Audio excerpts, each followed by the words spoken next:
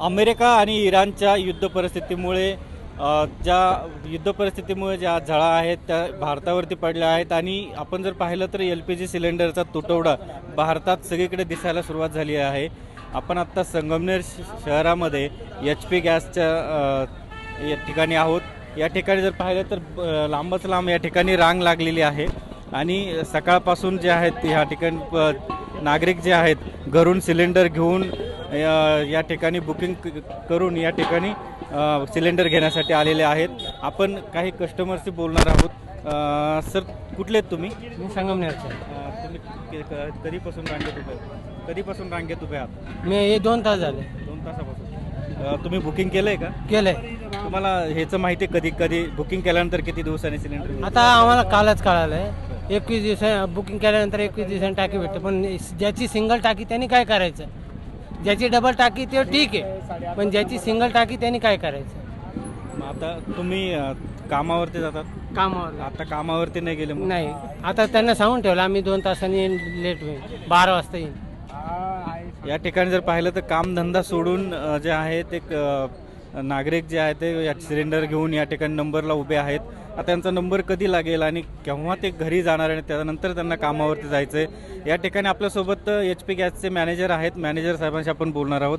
साहेब, गॅसचा तुटवडा जो जाणवतोय भारतभर जाणवतोय, काही ठिकाणी अक्षरशः चूल पेटवली गेली आहे, आपल्या इथं काय परिस्थिती आहे? आपल्याकडे काहीच अडचण नाही। ज्या ग्राहकांची बुकिंग आहे त्या सर्वांना सिलेंडर मुबलक प्रमाणात मिळत आहेत।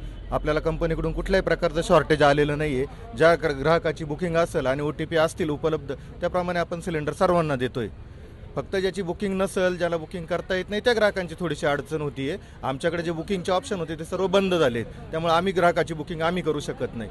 ज्या ग्राहकाची बुकिंग असेल त्यांना आम्ही सिलेंडर देतोय, काही अडचण नाही। ग्रामीण भागामध्ये आपल्या गाड्या जातात, ग्रामीण भागामध्ये काही तुटवडा जाणवतोय? ग्रामीण भागात काहीच नाही, आतापर्यंत सगळं व्यवस्थित चालू आहे। आता काही कस्टमर बोललेत आपले की ज्यांच्याकडे एक टाकी आहे त्यांनी काय करायचं मग? कारण तुम्ही म्हणता ते 25 दिवसानंतर डबल सिलेंडर करण्यासाठी आम्हीच त्यांना संपर्क करतोय सर। खूप दिवसांपासून आम्ही जे सिंगल बोटल कनेक्शन आहे त्यांना आम्ही संपर्क करून डबल कनेक्शन करा यासाठी आम्हीच त्यांना आग्रह करत होतो खूप दिवसापासून। ज्यांच्याकडे डबल सिलेंडर नाही त्यांची थोडीशी अडचण होऊ शकते, तरी आपण फक्त 1 दिवसाची वेटिंग पिरियड ठेवलेला आहे। ज्याची कालची बुकिंग आहे त्याला आज सिलेंडर देतोय, आजची बुकिंग आहे त्याला उद्या सिलेंडर देतोय। मला नाही वाटत की फार काय अडचण उपलब्ध आहे याच्यात आणि टाक्या नाही आहेत, शॉर्टेज असं काहीच नाही। हे फक्त पॅनिक परिस्थिती तयार झाली आहे, लोकांनी अफवा पसरवल्या आणि त्यामुळे एवढी गर्दी झाली, बाकी काही कारण नाही याच्या पाठीमागे। यासाठी तुम्ही कस्टमरला काय आव्हान करतो की कुठल्याही प्रकारची अडचण नाही, ज्याची बुकिंग आहे त्याला रेग्युलर ग्राहकाला सिलेंडर मिळतच आहे।